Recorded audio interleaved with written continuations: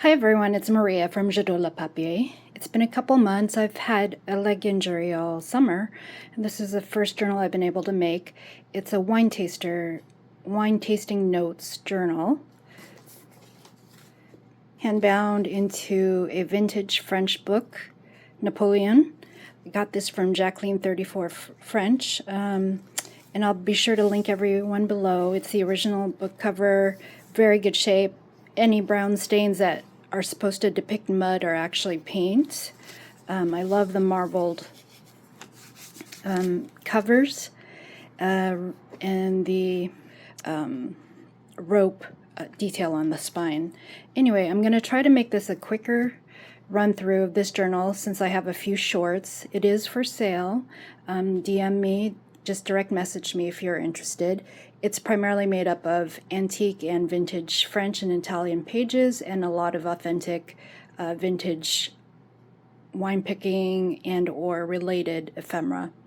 I just wanted to show you how I use my wine tasting notes journal. Mine is actually more of a sketchbook, so I like to draw and sketch, but if this one doesn't sell, I'll definitely be keeping it. I like to do the tasting notes, the smell, the taste, and always what it pairs with. And so this will come with a wine tasting guide for you, a couple of them, just so that it can take you through. I do keep wine tasting note cards from the makers or from the growers. As you can see, they take you through what you see, smell, taste, and pair it with. And for me, again, food pairings are the most important, and then I like to paint the colors that I'm seeing and also rate them. If it's a flight of wines, I'll just paint out the different colors that we're seeing in the flights and where I tasted it from. To paint or sketch the little food pairings or the tastings that they paired it with for the flight, just because it gives me a reminder of what it can go with. Of course, I like to keep the ephemera from the different places that I've been to, especially I like to sketch the location, who I was with, the date, and a lot of times I'll keep the foil from the wine or the champagne and use them as tabs or use them as pieces when I'm sketching things out, especially since I don't always have a lot of time. I'll just maybe mimic the actual label. So here's a cute little replica of Grand Constance, which is a favorite wine that Napoleon had made in South Africa. It's actually a sweet after dinner wine. I haven't finished sketching that out, but I do like to sketch my food. Anyway, who I was with, I'll use paper cutouts to create the wine bottles, so I don't always paint everything, but I do love to document what it paired well with, especially if it's a cheese that's hard to find, like an aged Gouda from the Netherlands, or some chocolate made with wine lees, the wine grape peel, and what we drank it with, Veuve Clicquot, of course. And I use this cork cover as a tab. This one is actually definitely very blank, so there's a lot of room. It is hand-bound in the traditional way. There's no label on the cover, but you can take one of the vintage labels that I'll be providing you, because of the book end papers are handmade in Nepal. They are pretty plain, but I thought you could double it since you could see the binding tape that I used when I stitched it. If you like that look, that's perfect, but if you wanted to take these wine tasting notes and actually just fold it in half and tip it in, that could act as a double layer for your front end papers. These handmade Nepal papers are easy to print on, but I did make the book in traditional handbound or bookbinding so that you have your hollow spine, but it is pretty fat with all the ephemera. So it is a 9x6. I think I measured it for the short, but it's 6 inches across, 9 inches tall. Original spine is 1.5, but the new spine, alligator mouth, is 3, just over, almost 3 inches, but you could actually thin that out. So my goal was to use as many of the original antique papers, because they tend to be thinner, and or cotton rag and ledgers from the 1800s. Again, the thinner the paper, the more I can add in here. So there's your end papers, a vintage envelope. I don't know if this is Switzerland. I forgot to look at the address, but it's full of vintage labels, mostly from Ina at Exquisite Journals. I'll link her YouTube below and her site, Etsy site. And then my prized possession, which is actually an aged photo of a woman at a table by herself drinking wine. And it's from 1905, and it is a postcard. And it's sitting on this wine merchant's ledger. So these are wine stains up here, and its age is, I think this is from the 1800s. You'll find some of the dates later in a few of the other pages. So everything is French, Italian, authentic order sheets from this winery, which is actually still around according to Sarah from Petit Papier, and then French winemaking book pages that came from Ina. And I made these into tab dividers. So this first one is about your table wines, but I notice I didn't label them and everything's just stapled down. These are vintage French ticking or French linens. So if you don't like fabrics, you can take them off, but I thought you could add your labels. And there's a lot of postcards, collector's postcards or historic postcards. This is of a wine stomping competition. It's a little more modern, so not quite vintage, but it does explain about fermentation and the stomping and how to release flavors before you add them to your barrels or vat them. Authentic Italian pages from Rachel at Roxy Creations, and then again the 1800s ledger. I didn't add too many definitions or any of my artwork in here, not too much at least, but I did want to give you some sample grapes since we're talking about table wines and terroir, and how the terroir actually reflects on your grapes and the types of wines and or champagnes that you're making, how it seeps through into the flavor and the smell and even the color of the wine itself. Wine pairings, this is in a vintage menu, French menu. And then because wine pairings, champagne pairings to me are about the friends and the food, I wanted to add a couple of recipes in here for you. But of course, with a lot of the tasting cards, you'll notice that they actually do recommend certain pairings. Here's your definition of terroir. It's a French term referring to the environmental factors that make up the characteristics like taste, flavor, aroma, and it's derived from the French word terre, or land. And then this is just a tip in here, so you could actually journal or write your tasting notes on the back. This piece is my all-time favorite. It's actually a cotton rag antique ledger page.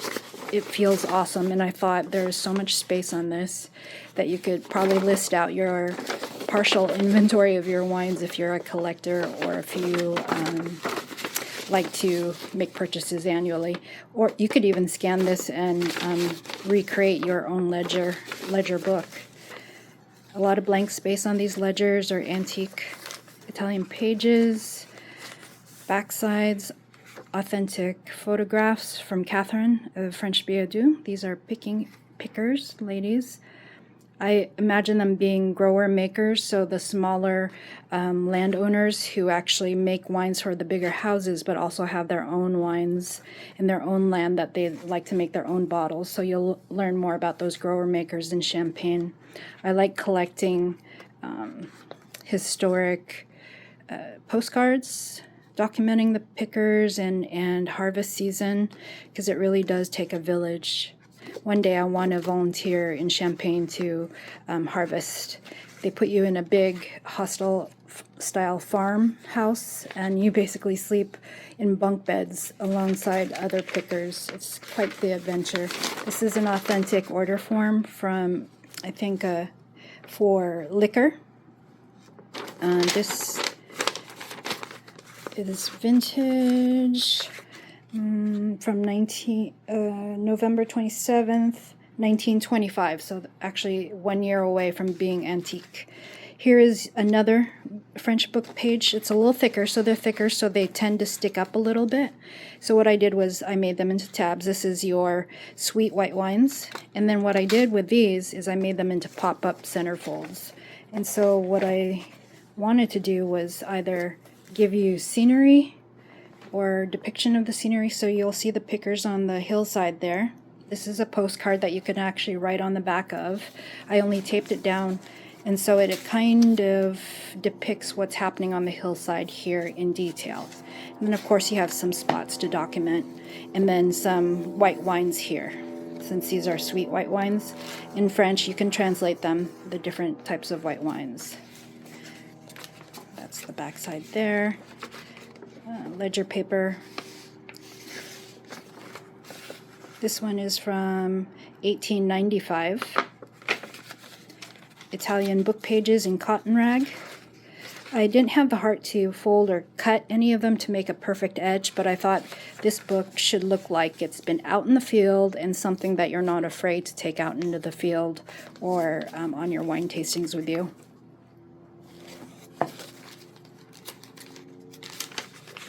Authentic stains and patina on these Italian pages, and the vintage or the antique ledgers as well. Natural patina. There will be some coffee stain pieces of authentic music sheet, for example, just because I wanted to give it that grungy out in the field look and color instead of being pasty white or off-white.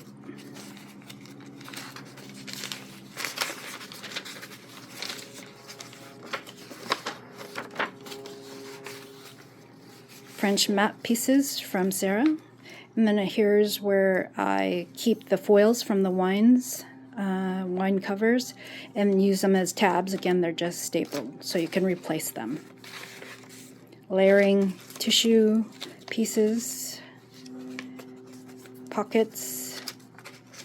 I like painting on these cotton rag Italian pages. I've done it before with the wine tasting journal that I made a couple of years ago during COVID.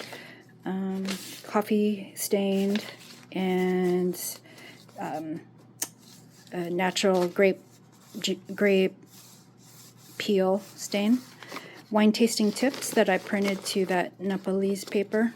Appearance, aroma, body, taste, and finish, just to give you a few tips if you're new to it, or if you're doing it on a regular basis like me. Sometimes I'll forget what to document. Coffee stained sketch paper, again to give it that out in the field look. This is actually a digital copy of one of my favorite picker photographs from a couple of years ago, that wine tasting journal. I backed it with vintage, what is this, not cotton rag, but parchment paper. So it's beautiful to write on if you have a fountain pen. Super smooth, absorbent. And then I gave it a scalpeled edge just because the original photograph had this type of edging. Some lines from the drying process on my racks.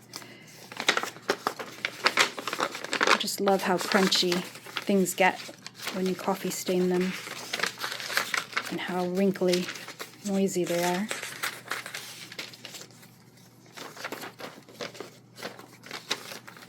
This tab is about your medium red wines. This is an authentic French towel ticking piece that I made into a tab, again just stapled, and it's another pop-up, so when you open it, it goes over some of the medium red wines, and then a close-up photograph, authentic photograph of these pickers during harvest. So you could actually have that laying out on a table. Maybe just have weight on here, so if you're at a dinner or you're hosting a dinner and you want to show off some of your tasting notes, that would be a fun page, and you can go through the medium reds with your guests, or maybe even have a few of the medium red wines at your party. Since this book is about Napoleon, I thought a lot of these reds were originally drunk and sought after by generals and war heroes, because of course, just like if you know the story of Widow Clicquot, a lot of the early bottles would get lost at sea, but they really worked to protect the land during wars and or save the bottles first. Eco-dyed papers in between these Italian pages. If you could hear and feel this cotton rag.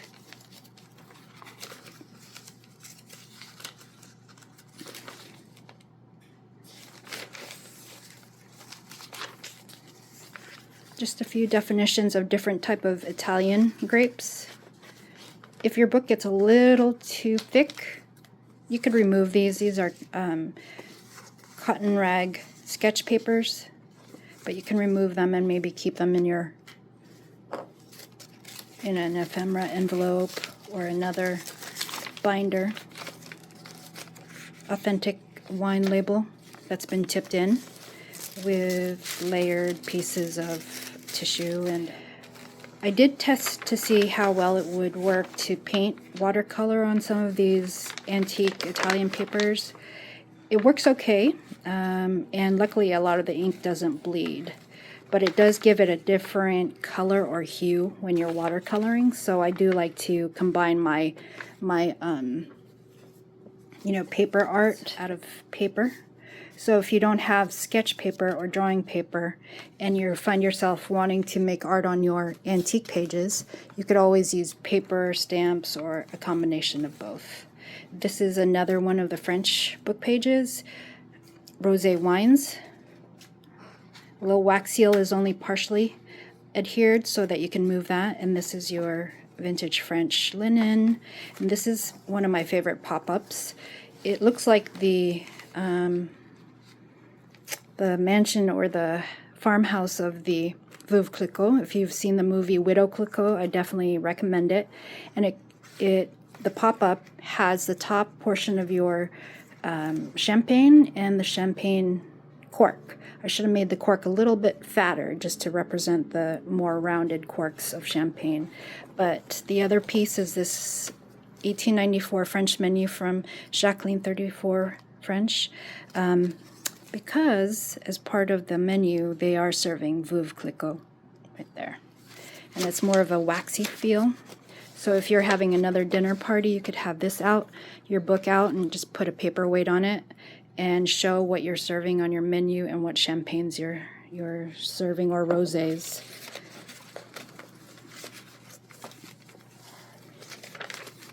More Italian documents. This is a digital photo, one of my all-time favorite photos of friends, because again, for me, wines and champagnes are about the friends you have and the food that you share.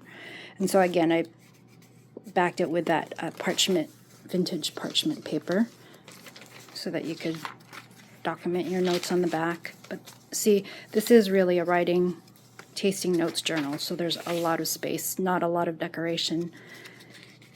Another digital photo of one of my favorites, of a picker and his donkey, backed on with this eco-dyed paper. And right next to that, or behind it, is a definition of a Pinot Noir grape and how it's used, and the different countries, not just regions, but countries that grow Pinot Noir. And of course, you could write your notes on the wine on the back.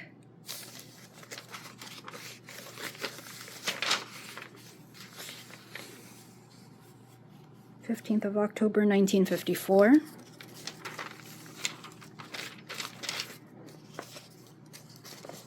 A couple more of these thin Italian pages. And then this last chapter is about champagne. You'll notice the bubbles and the paper. I think this might have been a wallpaper, vintage. And you can make this into a tuck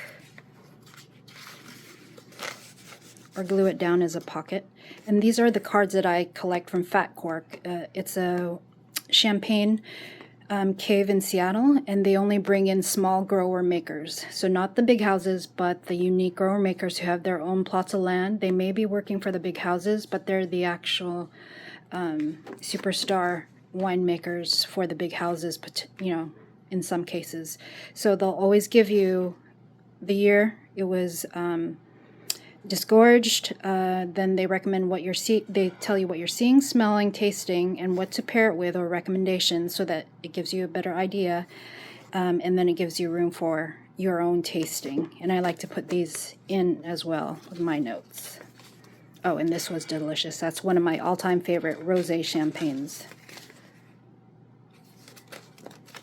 And that was the one that I document with mussels, steamed mussels, and of course oysters. But those mussels, the saltiness, the brininess with this rosé was magical. French homework paper, the tablet paper that we love to collect. Already had a sketch of a table and chairs, kind of represents the table where you have wine. Pieces of authentic French maps from Sarah. More homework paper. I love the handwriting. I think this was somebody's kid who took over, maybe the parent or the older siblings' homework. Another postcard, historical postcard, different wine regions in America as well. Wine peel, grape peel, stained parchment. So there are 150 pages in this book. 146 of them have been sewn in, and a couple of them have been tipped in. Authentic label that someone had saved in their ledger. And some scraps from my coffee staining and grape peel staining.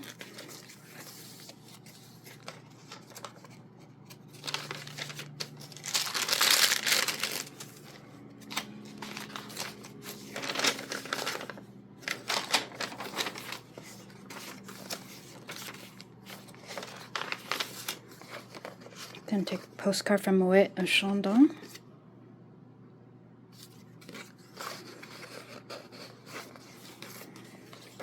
Backside, the wallpaper. And then this is an envelope made out of a French mailer from Sarah.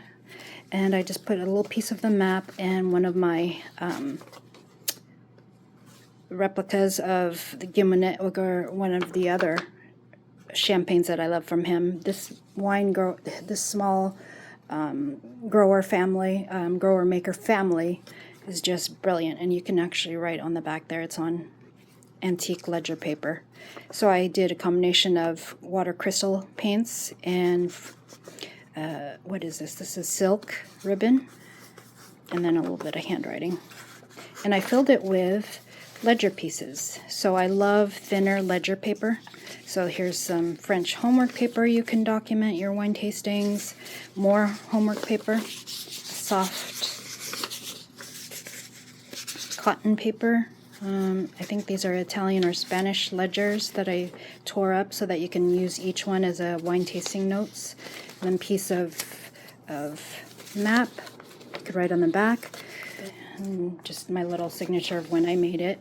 And then the end piece. And again, you could just take these wine tasting notes that I printed to more of that Nepalese paper and cover it so that you have an extra thick end paper to cover the binding tapes. But you don't have to. You could actually use this at your parties as well.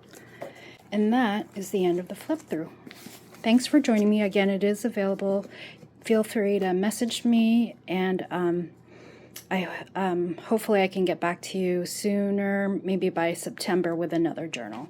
I'll have another wine making journal, which is a little bigger ledger, all authentic, and then I plan to start on the Dior historical keepsake as well. Thanks, and I'll see you soon.